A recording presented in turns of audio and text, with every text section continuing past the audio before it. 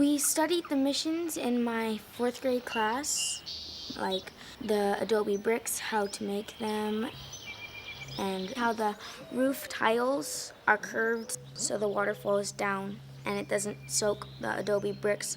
Everybody always says you're supposed to look ahead, but I like to look at things that happened in the past.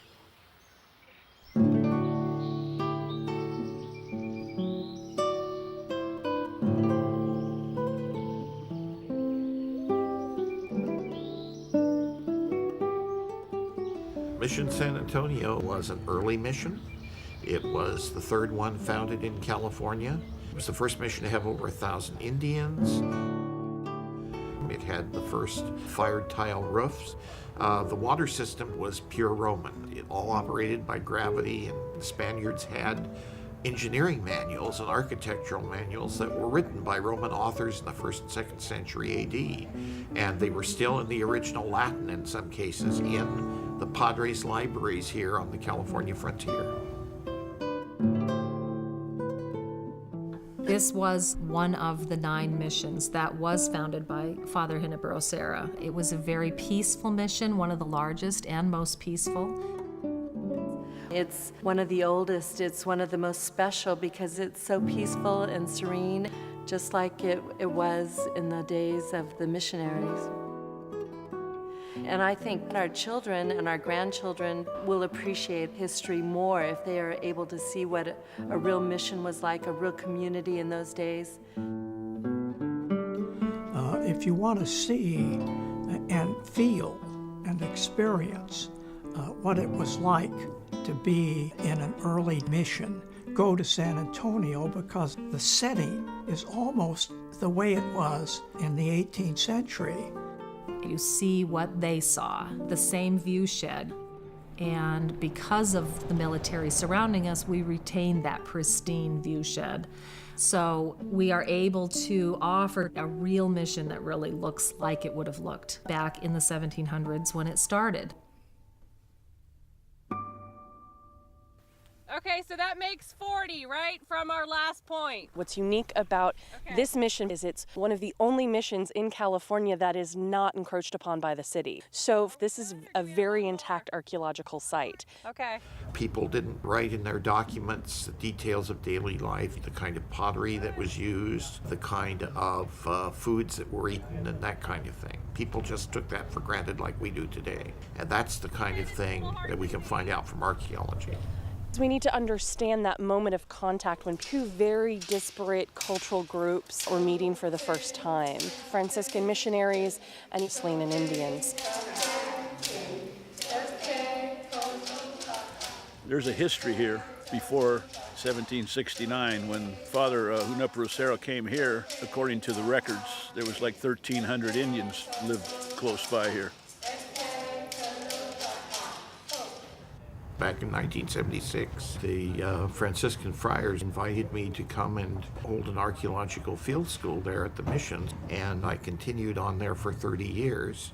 And Sarah Peelo, who was once a student in my class, has plans to continue there at Mission San Antonio. So most of what the archaeology has been focusing on has been the buildings that were right around the mission church. And that's where the neophyte dormitories were, Christianized Indians, where they lived. But what we're trying to do is try to open up our understanding of the mission beyond just these adobe rooms. There was stuff going on out here in these open fields. What would be really cool to find, and what we kind of hope to find, is traditional style houses.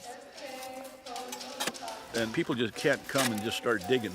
They have to have a monitor, like me, a Salinan Indian, in case you find bones.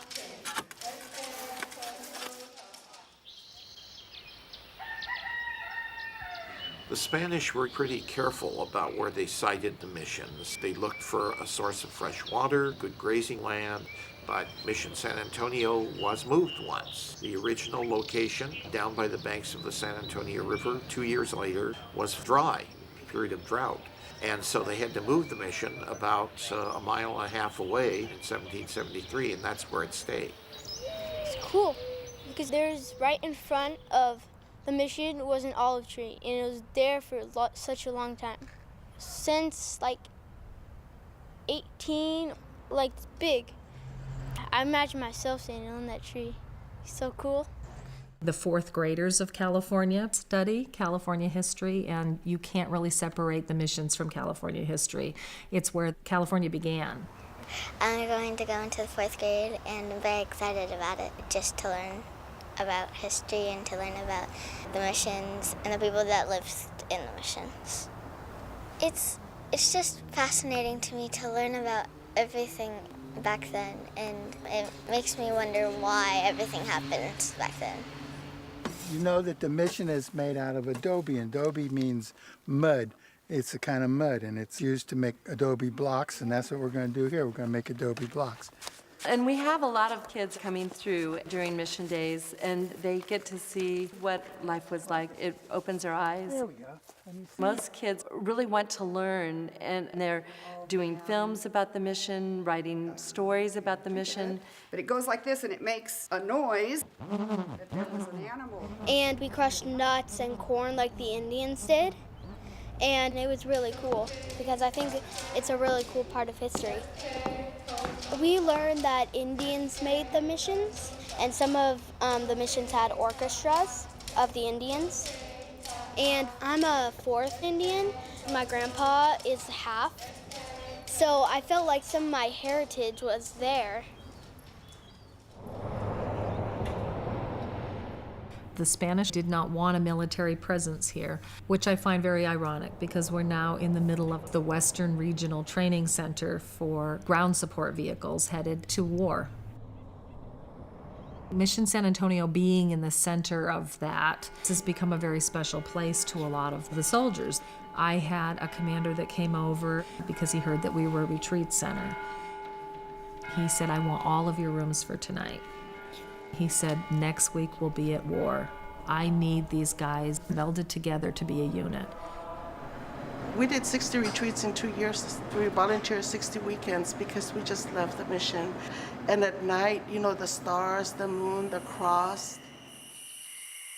You look at the olive tree, the cross, and this pine tree, there's a star that comes, and the rays meet the top of the cross, and you're mesmerized. Of course, in 1906, they had the earthquake, and if you go back into our archival photos, you will see troops here when the church didn't even have a roof on it. For about 30 years, the mission was abandoned. People would come and do picnics here. The soldiers would still come and have mass here outside.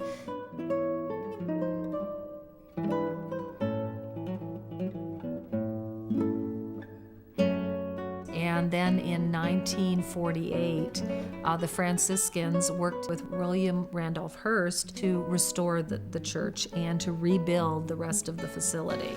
And so this part has been restored, but without rebar, which means it is not built up to today's standards. We live in an earthquake area. We want to protect the public that visit us, and that is something that has been mandated by the state. And so we will need to get this done, or we will be shut down. There will be no one allowed inside the buildings anymore. This is the preservation of history. It's not the preservation of religion.